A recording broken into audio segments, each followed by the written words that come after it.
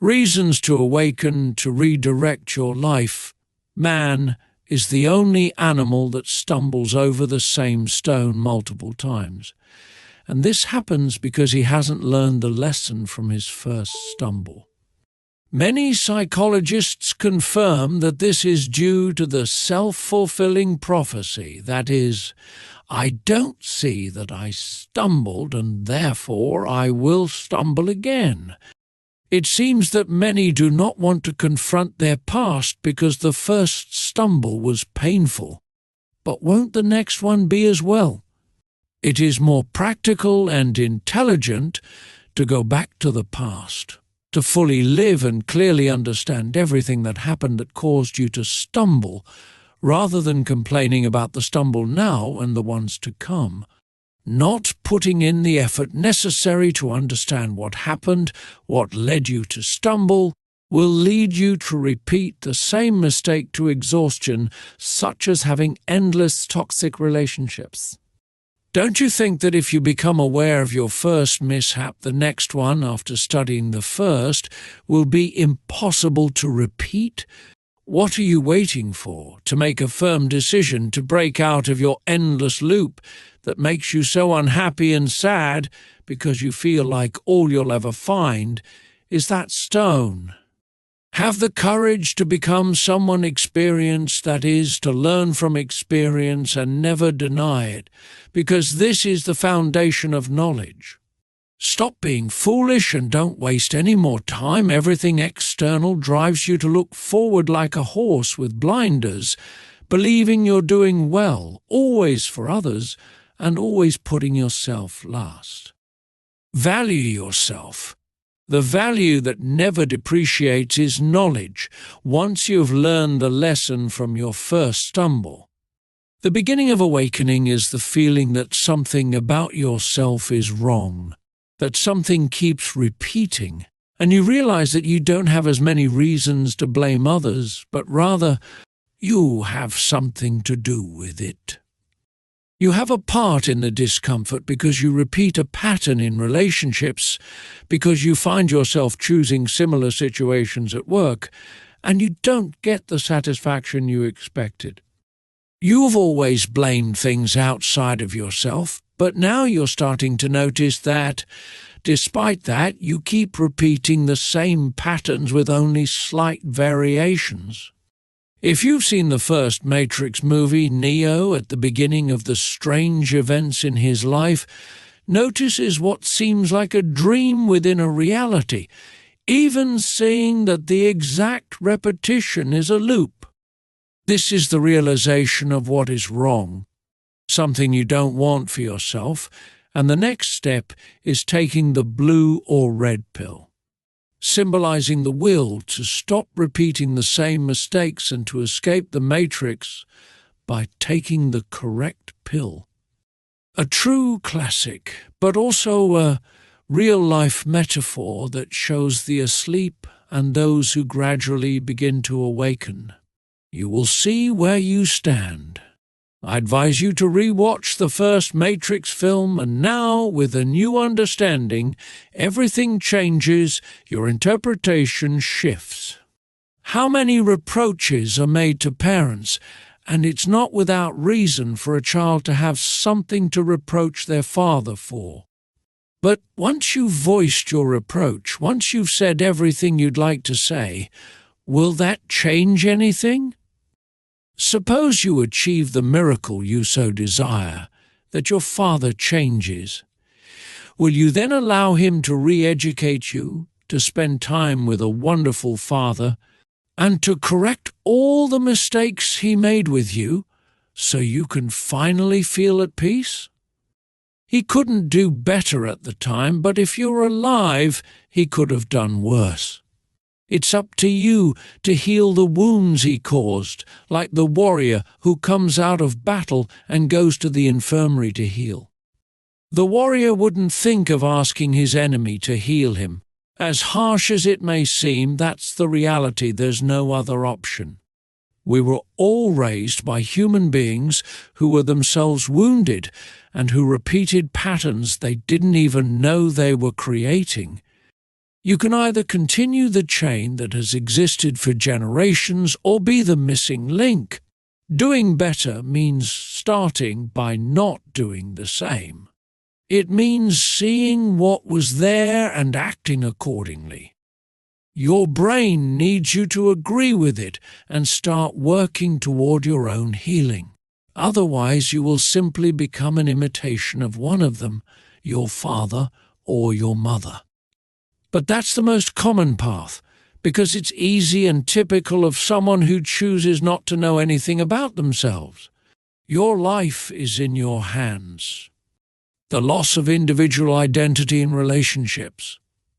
The loss of individual identity in a relationship is more common than one might expect. Emotional dependency allows you to stop being yourself in order to please the person you are with. This results in discomfort that grows over time, leading you to become less and less yourself. You lose your own value just to avoid arguments, often accepting things that are simply unacceptable. The gradual nature of abuse, from the imperceptible to the evident, causes a person to enter a mental whirlpool, making it difficult to hold on to a reality they refuse to see, the harm caused by their partner.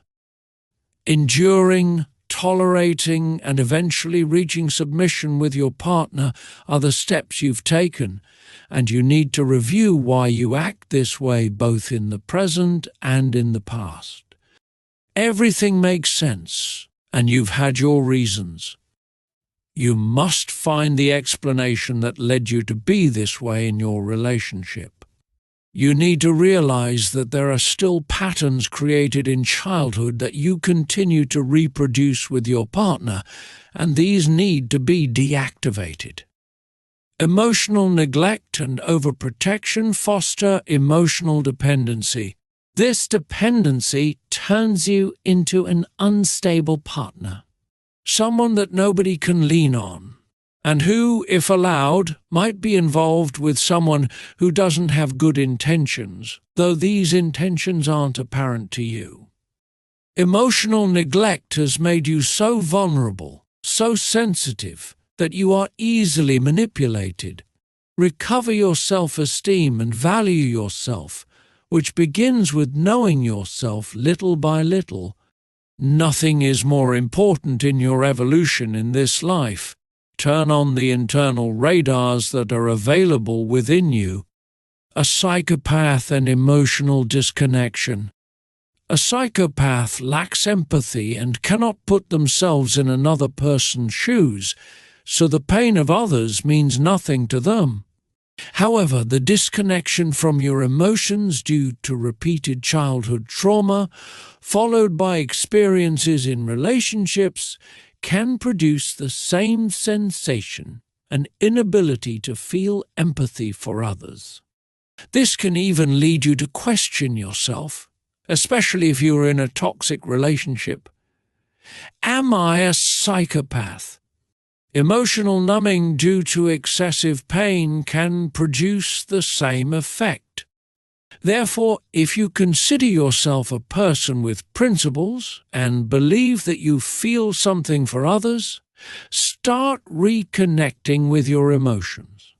Too many parents require exemplary behavior from their children, dismissing the emotional lives we all have.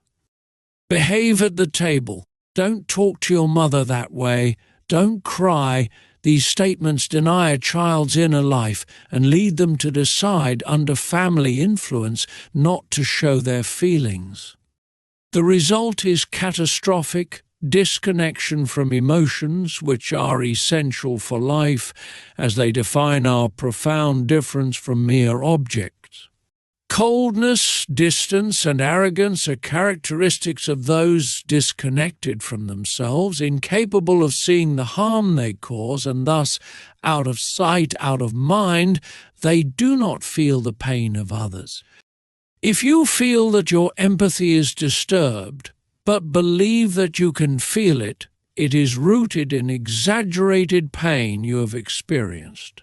not giving yourself importance in moments when you needed to be heard, swallowing the pain without complaining, and hiding it. If this is repeated so often that you forget each time it hurt, you have created mental algorithms that now act in similar situations. Disconnecting these mental schemes involves identifying when they were formed and allowing yourself to feel, to express the emotions you couldn't share or release. Commit to this process. Learning to tolerate solitude. Tolerating solitude is an unresolved issue for many, completely linked to the lack of someone or the need to share something with someone. You must learn to engage your mind in something you enjoy, something that makes you feel like you're not wasting time, even something that brings pleasure while doing it. It's true that first comes the feeling of needing someone, which leads to reflection. What do you gain by sharing something with someone you care about? Find what compels you to have a conversation. If you discover the source of this need, you will have taken a huge step. You will improve your relationships because they will no longer feel your neediness, and therefore you will stop demanding and instead transform your approach into sharing. You will avoid a type of manipulation that makes you feel obligated to give. There are reasons behind this attitude. Remember, emotional neglect in childhood makes you dependent because you cannot tolerate solitude. Poor tolerance for solitude is characteristic of this experience. You felt such abandonment during your childhood that you forced yourself to forget, to not see it. You forced yourself not to have negative thoughts about your parents because you needed attachment, something incompatible with negative feelings toward them. Do not feel above anyone, but do not feel beneath anyone either. And if you feel like that now, it is only temporary if you put your will into improving every aspect of your life, such as revisiting your past without excuses. Search your memory. For those moments that are still present every day, they are the origin of this behavior. Seeing the neglect, the feeling of not being loved, is hard for everyone, even for you, but it is important to acknowledge it, as it frees you from the need to please those who abandon you. Recognizing your current state. Recognizing the current state of your situation can be the beginning of awareness. If you work 8 hours a day and sleep for 8 hours, you have 8 hours of potential freedom left. If you spend every day watching a movie or series, if you take an hour and a half to eat, if you have children, if you have a partner, if you exercise, when are you taking care of your inner life? Often you don't have time, or you simply don't want to. You don't see the point in getting to know yourself, and if you do see it, maybe you'll start tomorrow. In some countries, mass manipulation is extremely easy. Anyone can disguise themselves as a scholar, lie, and be believed. Why? We all blindly believe our parents. And that's where every lie they told us takes root, lies that are later reinforced by anyone else. And we even transform them into love, because our parents are incapable of harming their children. This is completely false, a huge lie that you must face. Look for examples. This is the purpose of the inner journey, to separate yourself from them and discern what was true and what was false in your childhood. Failing to do this work leaves you blind, and the one-eyed person will lead you wherever they want, believing you are doing the right thing, just as you did with your parents, whom you followed everywhere. Take a pause in your life, embrace solitude, and start to tolerate it. Value yourself for who you are without needing anyone to validate you. without needing to hear what you've already heard 100,000 times. Enough with the narcissism. When a lie is repeated 1,000 times, does it become the truth? It doesn't. But more people hear the lie, and more people become insensitive to the truth, dedicating themselves to developing a theory to prove it using a flawed logic, a sophism. This is how a politician controls the population, and therefore the less knowledge you have, the fewer arguments you'll have to prove that it's a lie. It is essential for all of us to open our minds to knowledge of any kind, because once you start, many realize how little they actually know, and a hunger for wisdom emerges. Contrary to narcissism, knowledge does not expire, and no matter how much you learn, it doesn't make you any bigger. It's your will that determines it, as you only learn if you want to. You can be intelligent but uneducated, and also foolish but educated. But the best combination, intelligent and educated, is what we should all strive for. Intelligence grows with emotional sensitivity. Less numbness means more sensitivity and more intelligence, a greater desire to learn and discover new things. Be surprised by the discovery of your own characteristics, by the values you've had to hide, and you'll notice your self-love growing day by day, transforming you into someone truly valuable. How do you know if you live in a lie? If you don't value yourself, if you belittle yourself, if you consider others to be more than you, if you feel lonely, if you are easily distracted, if you have no interest in knowledge, if you are easily convinced without logical arguments, or if you accept others' opinions without having your own, these are some symptoms of living in a lie. And I almost forgot, not even considering the possibility that you are living in a lie. Truly living takes time.